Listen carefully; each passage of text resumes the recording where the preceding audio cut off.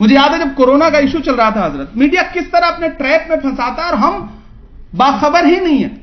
मुझे देश के एक बड़े टीवी चैनल से फोन आया कि हम 5 बजे के शो में आपको 1-to-1 आपसे बात करना चाहते हैं।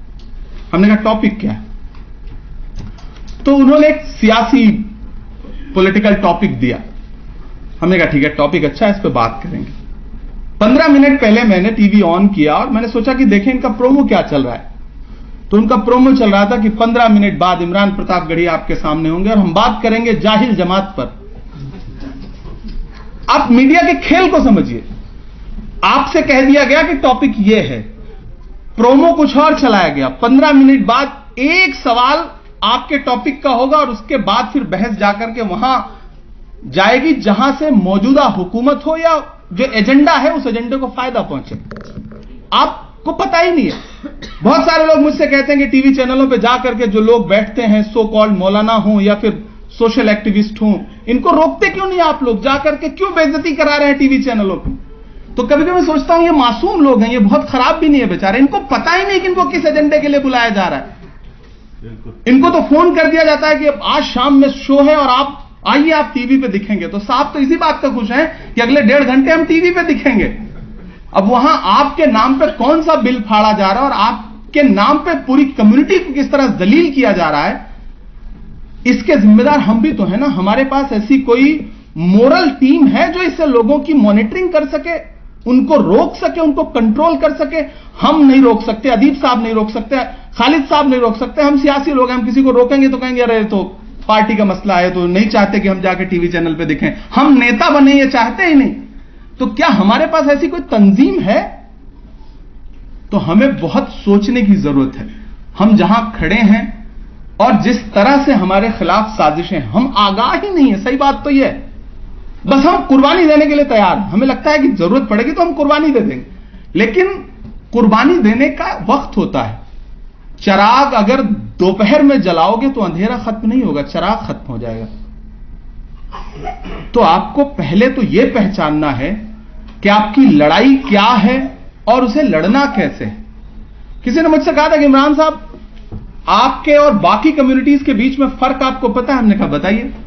बोले बाकी कम्युनिटीज नेता पैदा करती हैं और फिर नेता के हिसाब से चलती हैं। आपकी कम्युनिटी नेता पैदा करती है और चाहती है कि नेता उसके हिसाब से चले। हम सुनने को तैयार नहीं है लोगों को। इल्जाम लेकर के तो हम तैयार खड़े हैं, किसी का भी कैरेक्टर असैसिनेशन करने के लिए हम तैयार बैठे हैं। और मैं सोशल मीडिया के ज्यादातर साथी यहां पे नजर आ रहे हैं। खुदा के लिए सनसनीखेज खबरों से बचिए। आपको क्या लगता है कि लिंचिंग के वीडियोस क्यों प्रसारित किए जाते हैं? एक पूरा तंत्र है जो चाहता है आप डर करके सड़कों पे निकलना बंद कर दीजिए, आप दिखिए मत। ये एक डर का बाजार है जो सजाया जा रहा है और उस डर के बाजार को फैलाने में आप कहीं ना कहीं जरिया बन रहे हैं। तो सनसनीखेज खबरों को फैलाने से पहले 5 बार उसे खुद से सेंसर करिए। हिंदी के कवि हैं श्योम अंबर, उन्होंने कहा था कि यह सच है हमने बेचा है अपनी प्रतिभा के नीलम को, बस्ती बस्ती भोजपत्र को, नगरी नगरी सरगम को, लेकिन यह भी सच है हमने सत्यम शिवम नहीं बेचा है, कवि का कलम नहीं बेचा है, अपना अहम नहीं बेचा है। इस दौर में मैं अपने समाज के, खुसूसी तौर पर अपने समाज के जिम्मेदारानों से कहूंगा कि मीडिया हो, सोशल मीडिया हो, अखबार हो, इनको चलाने के लिए पैसे की जरूरत पड़ती है। हम में से कितने लोग हैं जिन्होंने यूट्यूब चैनल चलाने वाले और सच्ची पत्रकारिता करने वाले किसी जिम्मेदार पत्रकार साथी की जेब में चुपके से 10,000 रुपए का एक लिफाफा डाल दिया हो, बिना उस पर एहसान जताए कि यार तुम बहुत अच्छा काम कर रहे हो? शायद कोई नहीं करता। क्यों नहीं करते हम?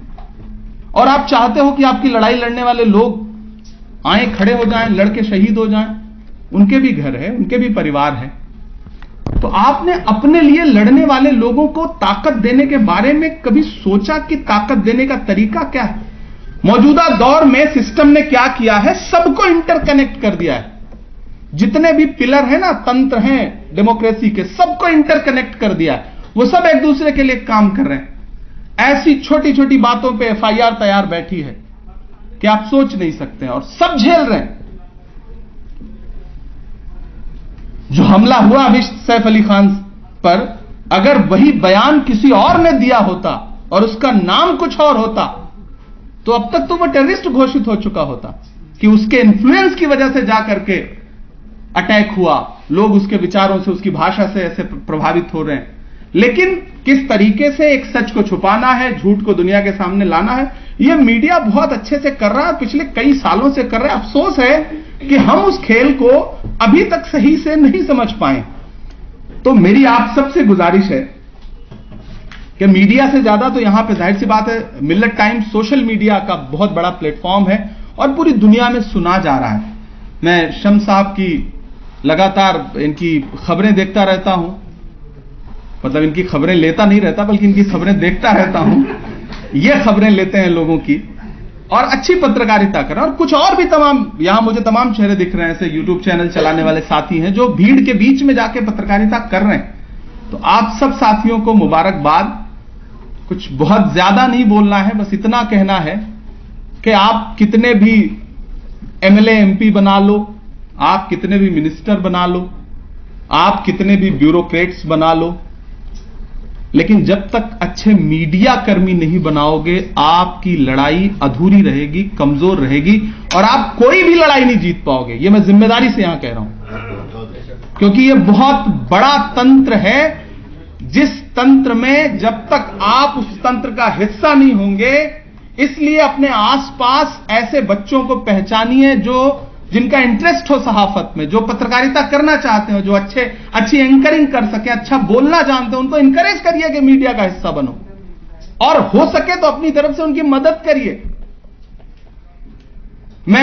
ये बहुत सारे हजारों लाखों लोग सुनेंगे इसको, मैं सबसे अपील करता हूं मिल्लत टाइम्स के इस प्लेटफॉर्म पे खड़े होकर के कि आपके आसपास गांव में, कस्बों में, छोटे शहरों में, बड़े शहरों में कोई भी ऐसा पत्रकार जो सच्ची पत्रकारिता करता हुआ रत्ती भर भी दिखे, उसकी आर्थिक मदद करिए, क्योंकि उसको मदद की जरूरत है।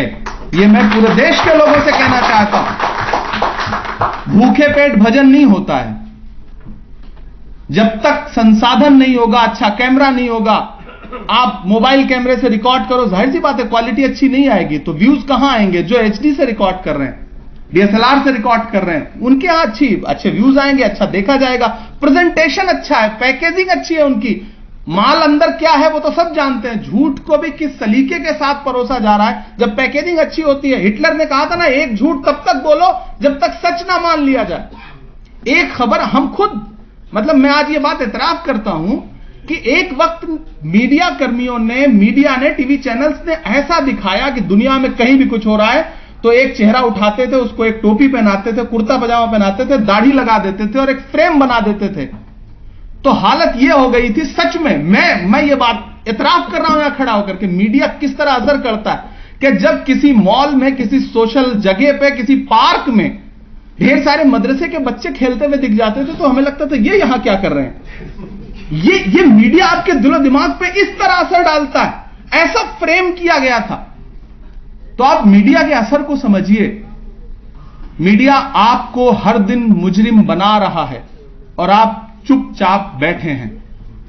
कोई लड़ाई नहीं जीत पाएंगे जब तक मीडिया का हिस्सा नहीं बनेंगे। इसलिए आप सबसे गुजारिश है, इस देश में जो भी अच्छा पढ़ रहे हैं, अच्छा लिख रहे हैं, अच्छा बोल रहे हैं, उन्हें यह सलाहियत है कि वो अच्छा कुछ कर सकते हैं, वो एक बार मीडिया का हिस्सा बनने के बारे में जरूर सोचें।